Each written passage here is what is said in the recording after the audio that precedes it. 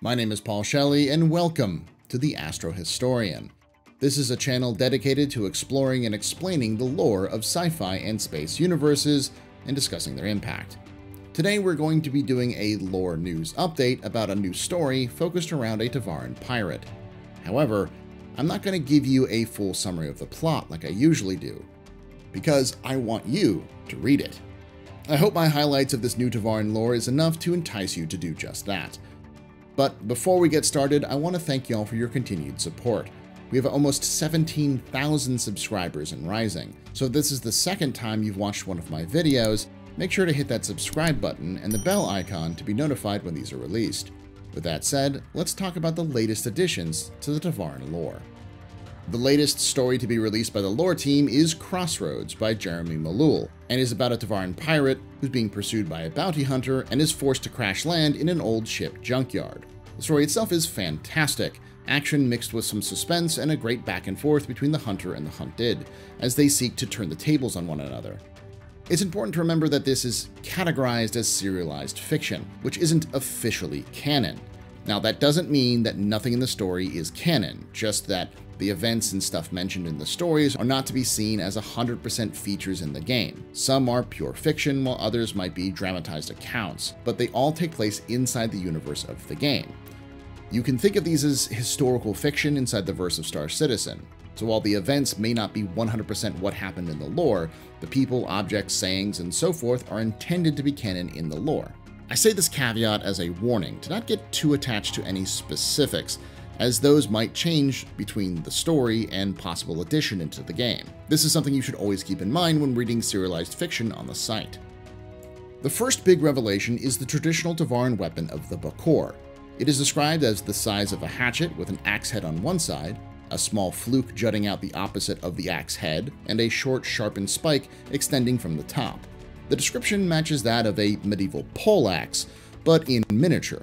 The writer has been very generous as to answer questions about the story just about anywhere Star Citizen's discussed, and has confirmed that that was the inspiration, but the design is very much influenced by Tevarin culture, and will likely look different from the standard poleaxe. This is the first mention of a traditional Tevarin weapon that I've come across, but makes sense given the clandestine nature of Tevarin martial culture. Their way of war heavily involved covert strikes utilizing stealth and surprise. A portable and versatile weapon, such as the Bakor, makes sense for the elite warriors of the Naule. They were infamous for their stealth boarding actions, reportedly being able to take over entire human capital ships without being discovered.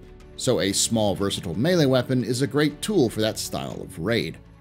We also get our first look at just how much loathing and contempt the Tevarin outside the UEE have for humanity.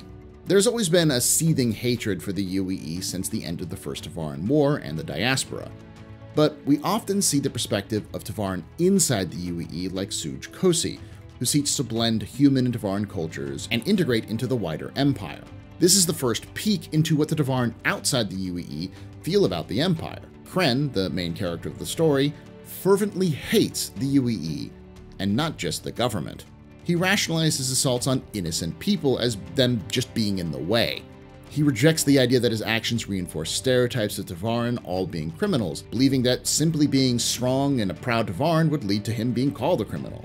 For Kren, he's not so much a criminal and a pirate as he's a freedom fighter, doing what it takes to make a better world for his people, no matter the cost. To people like Kren, there is no peaceful coexistence with humans, because they know that humans would never allow it. This is best illustrated in the story when Kren is about to retrieve a treasure box from his crashed talon, only to be cornered by the hunter. The hunter asks what's so important, and Kren gives him the code to open the box, 2610. This is a reference to the date of the Tears of Fire and the Great Purge. He is so down for the cause that even his passwords are references to the hated enemy. Inside the box isn't valuables, but identification information. Everything someone might need to forge new lives for Tevarin on the run from the UEE. Kren isn't stealing and killing for profit or glory. He's doing it for his people. We also learn a little bit more about Rijora, the main culture and religion of the Tevarin. While much of this was lost during the end of the Second Tevarin War and the self-inflicted purge when the Tevarin burned much of their sacred books as they felt they had failed their faith, Some of it survived and has evolved to adapt to the new realities of post-diaspora life. What we do know about the Rajora is that it is a very martial philosophy, similar to Bushido, but like Bushido, it's not overtly about war. We've had hints of what it stood for in the past, ideals like collective security and the power of community over individuality. While it's not clear, the story does imply at least 2 quotes from the Rijora, referenced as chants. The first being, "Do not let misfortune distract from your blessings," and the second being, "Hunger can make the most dangerous predator blind." This is exciting as there isn't much in the way of Tevarin culture that is known in lore yet, mostly because the lore team hasn't done a deep dive like they have on the Banu and Xi'an. So hopefully this means that the Tevarin are going to get their own deep dive and maybe even their own language in the near future. The last major revelation is that of the brand new regeneration technology and its effect on society. It seems Tevarin can and do use regen, and the story highlights just how cheap life has become with the new tech. There's a nonchalant but aggressive nature of the hunter, who knows that they have a fresh imprint and can be more reckless with their assault, while Kren mentions how rare and hard it is for him to get a good imprint without going to jail. This highlights just how society is changing in the verse post-regen, and personally, I think this is a great addition. It gives a great twist to the universe and helps it make more unique, as I don't think there's many sci-fi IPs that make use of this kind of technology. Overall, the story is a great look into the side of the verse which is rarely seen in lore.